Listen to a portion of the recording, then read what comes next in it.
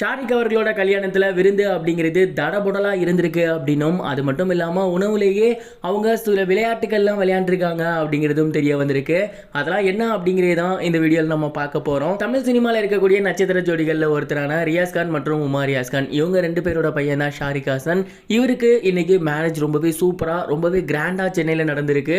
And இவரு தன்னோட நீண்ட நாள் காதலியான மரியா ஜெனிஃபர் அவர்களை தான் மேரேஜ் பண்ணியிருந்தாரு. அண்ட் இந்த ஒரு கல்யாணம் அப்படிங்கிறது லவ் ப்ளஸ் அரேஞ்ச் மேரேஜ். அதனால் எல்லாமே தடபுடலாக இருக்கணும். அது மட்டும் இல்லாமல் இவங்க சினி இண்டஸ்ட்ரியில் இருக்கவங்க, ஸோ ரொம்பவே கிராண்டாக இருக்கணும் அப்படின்னு பார்த்து பண்ணியிருக்காங்க. கல்யாணம்னாலே அதில் ரொம்ப முக்கியமான ஒரு விஷயம் அப்படிங்கிறது சாப்பாடு. அதுலேயும் பாய் வீட்டு கல்யாணம் சொல்லவா வேணும். ஸோ இவங்க பத்திரிக்கை வைக்க போகிறப்பே எல்லாருமே எப்படி பலமாக பண்ணிடுவீங்களா அப்படின்னு கேட்டிருக்காங்க. என்ன வெள்ளாட்டங்கரியாக போடுவீங்களா அப்படிங்கிற மாதிரி கேட்டிருக்காங்க. அவங்க ஃபன்னாக தான் கேட்டிருப்பாங்க. ஆனால் இந்த குடும்பம் அதை ரொம்பவே சீரியஸாக எடுத்துக்கிட்டு இருந்திருக்காங்க. அவங்க என்ன பண்ணியிருக்காங்க அப்படின்னா, வெள்ளாடுகளாக மட்டுமே நல்லா சூப்பராக தேர்ந்தெடுத்து கிட்டத்தட்ட 300க்கும் மேற்பட்ட ஆடுகளில் அவங்க பிரியாணி பண்ணியிருக்காங்க. அண்ட் இந்த ஒரு ஃபங்க்ஷனில் பிரியாணி அப்படிங்கிறது ரொம்பவே சூப்பராக இருந்திருக்கு அப்படின்னு அங்கே கலந்துக்கிட்ட ஒரு சில முக்கியமான நபர்கள் ஷேர் பண்ணியிருந்திருக்காங்க. அண்ட் இதை தாண்டி முழுக்க கேட்ரிங் எல்லாமே மிகப்பெரிய ஒரு நிறுவனத்துக்கிட்ட ஒப்படைச்சிருக்காங்க. குக்கிங்குமே மிகப்பெரிய ஒரு செஃப் கிட்ட தான் போயிருக்கு அப்படிங்கிறது தெரிய வந்திருக்கு. கல்யாணம்லாம் முடிஞ்சு சாப்பாடுற விஷயத்தில் கூட அவங்க ரொம்பவே அக்கறையாக இருந்திருக்காங்க. அண்ட் கடைசியாக ஷாரிக் மற்றும் அவரோட மனைவி அவங்க ரெண்டு பேரும் சாப்பிட்றப்ப சாப்பாட்டை வச்சு ஒரு சில விளையாட்டுகள்லாம் பண்ணியிருக்காங்க. இனிப்புகளை இவங்க ரெண்டு பேரும் மாற்றி ஊட்டிக்கிறது, அண்ட் பிரியாணியில் பீசஸ் தேடுறது, அண்ட் இவங்க ரெண்டு பேரும் ஒருத்தருக்கு ஒருத்தர் ஊட்டி விட்டுக்கிறது அப்படின்னு ஏராளமான விஷயங்கள் இவங்க பந்தியிலே உட்காந்து பயங்கரமாக ஃபன் பண்ணியிருந்திருக்காங்க.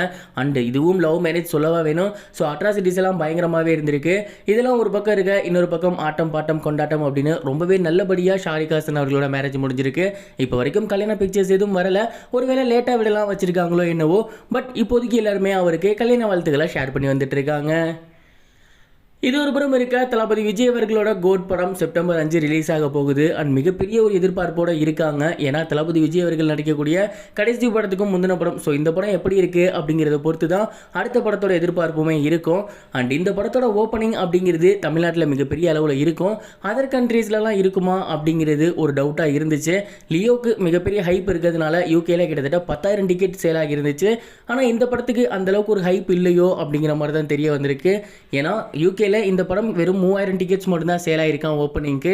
இதுவே பெரிய விஷயம் அப்படின்னு சொன்னாலும் லியோவை கம்பேர் பண்ணுறப்ப இந்த படம் ரொம்பவே கம்மியான டிக்கெட்ஸ் தான் போயிருக்காமா. எது எப்படியோ தளபதி விஜய் அவர்கள் இந்த படத்தை பார்த்துட்டு ரொம்பவே சூப்பராக இருக்குது, அவசரப்பட்டு ரிட்டையர்மெண்ட் அனௌன்ஸ் பண்ணிட்டேன், இன்னும் கொஞ்ச நாள் இருந்து உங்க கூட படம் பண்ணியிருக்கலாம் அப்படிங்கிற மாதிரி சொல்லியிருந்தாராமா.